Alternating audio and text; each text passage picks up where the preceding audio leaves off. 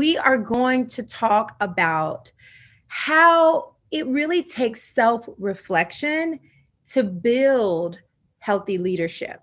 So improve leadership through self-reflection. I'm going to take you through something today that some of you all may have heard of before and some of you haven't heard of before, and it's called our energy centers. Some call them spiritual energy centers, some call them chakras or chakras, however you pronounce it, however you want to think about it, it's there. Right? We have this gut feeling in our stomach when something isn't right. We get that lump in our throat when we want to say something, but we just can't say it. So through my studies, I've come to understand that it's our body speaking to us. And not only have I learned how to listen to this beautiful way our body communicates with us at all times, I've been able to teach others how to tap in and really self-reflect on what the body is telling us at all times and how to take that through to improve yourself and improve yourself, of course, so you can be a better leader. So with that, I'm going to go ahead and dive in and get started with what are these spiritual energy centers, or what are these energy centers all about? And I'm going to start from the bottom up. So the first energy center is the root chakra. And so the root is located at the end of your spine, and the color that's associated is red. So in my book, I talk about the chakras. You have a little chart. I have it where you can actually see the different parts and the colors. And with each one, you're going to find that there's different ways that you can improve each area. So your root is all about safety and security. Right? So the reason this is the root is because if you don't feel safe and secure, let's say if you don't have a home to go to, if you don't have the finances you need, if you don't feel safe and secure, it's going to affect every other thing in your life. And your root is all about safe and security. Your sacral is about expression. Your solar plexus is about standing in your power. Your heart is about giving and receiving love. Your throat is about speaking your truth. Your third eye or center of your forehead is about intuition. And your crown is about divine alignment. So it goes all the way up. And so I'm going to speak in detail about this, each one. I want you to take notes, but also in my book, you can actually take the quiz and see if you're overproductive in that chakra, if you're underproductive, or if you're balanced, right? And again, this is no judgment. This is a no judgment zone. It's just seeing where you are. And then I also give tips, and I'll give you some today, on what you can do to improve each area if you're not feeling like you're balanced in each area. So I'm really excited. This is like the most requested thing that I've done out of my book, and people love getting to know themselves and their body in a new way. And I think we should teach this in grade school to our children to really get to know their body. But you're learning it today, so I'm excited. So let's go back to the root. So the root, your sense of safety and security. And so I'm just going to give you a little bit from the book. When you take the quiz, some of the questions are, do I exercise regularly? Is my diet healthy and balanced most of the time? So while I'm going through this, you could just check on your page, yes or no. Do I take time to be in nature on a regular basis? Do I feel good about my body? Because sometimes that negative self-talk, that's your safety and security. Am I well organized? Sometimes we got all these ideas going, but our house is a wreck. Why is it that all of a sudden, when we organize our house, we think better, we think clear? That all has to do with your root chakra, your safety, your security. Am I focused on what I need to do? So sometimes our brain could be so scattered, we have no focus. That is in alignment with the root chakra. I'm comfortable with my level of prosperity and abundance. So no matter how much you make, some people can make millions and some can make a couple of thousand and be happy. It really is not about how much, it's if you're comfortable with where you are. Do you feel secure with amount of money that you're making? Do you usually trust your instincts? Do you usually trust yourself? Or are you always asking, what do you think? What do you think? Are you always looking outside of yourself for the answer? Or do you trust your intuition? Are you good at taking care of details? A lot of times when we don't feel secure, we don't feel comfortable taking care of details because we don't feel safe. do you regularly declutter? I mean, if you're like me, look, I throw things all over my house, but eventually I clean it up, right? So it's not about like not ever being messy, but do you understand the balance of having a clean and sacred home and how that helps your productivity and at the end, your leadership. So all of these have to do with root chakra. So look down. How many times did you say yes? How many times did you say no? If it was no, if you got a lot of no's, that could mean that your root is underproductive. And that a couple of these tips, which I'm going to share with you, can help get your root more productive. Now, if you had a lot of yeses, that's good. That could be your balance, or, and that's why there's no judgments, that's just seeing where you are. If you're always exercising, super organized, eating so healthy that, you can't ever have a French fry. I mean, and I'm not promoting French fries here, but you know what I'm saying? Sometimes we can get so strict, and that could be fear too. You could be so afraid, if I don't do things perfectly, then everything is going to go to crud.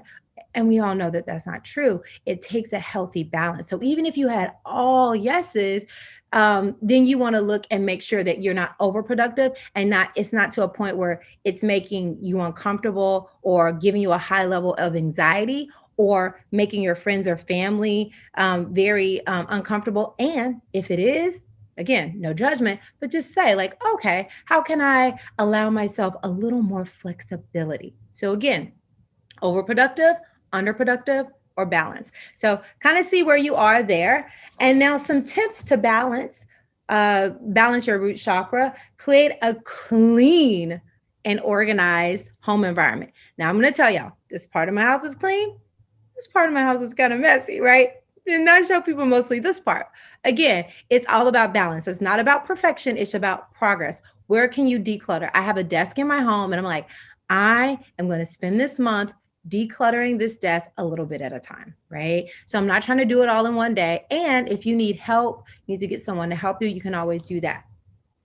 Number two, a tip could be spend time in a healthy environment. So whether that's going outside, whether that's maybe taking a short trip or a staycation, even a little house swap. That's a tip that got really popular within my community during the quarantine. You're in the house all the time. So within pods, they would house swap. So just going to someone else's house that maybe lives down the street, or maybe it's a house of someone in another state or maybe even in another country, depending on what you're able to do. But can you change your environment or can you get outside in nature? But those things really help your root because it really challenges you. Do you feel safe in other environments that are not your own? And then movement. Exercise. We all know when we move our body, we get our heart rate up, we're going to be healthier. So do you have a regular movement practice that you like? I love yoga. I love running. You might like mountain climbing. You might like swimming or biking. So it's not a one way fits all. It's whatever way that you're going to do. People ask me, what's the best way, Koya? I say the best way is the way that you do, And I know Brendan says that all the time, like the best is the one that you actually do. So find out, even if it's just 5 to 10 minutes a day, find out what form of movement. It could be Pilates, it could be yoga, it could be basketball, it could be whatever you want it to be, but something that will get your heart rate up and help the blood flow, because that helps with purification, it helps with healing, and it helps you feel strong and safe in your body. Hello, everyone. I love to start off all my sessions with grounding, because grounding in the breath, it grounds us not only individually, but also collectively. And that's how we'll start our oneness in this session. So if you will join with me, place your right hand over your heart and your left hand over your right. Take a deep inhale through your nose and exhale, sigh it out through your mouth. Inhale and hold the breath.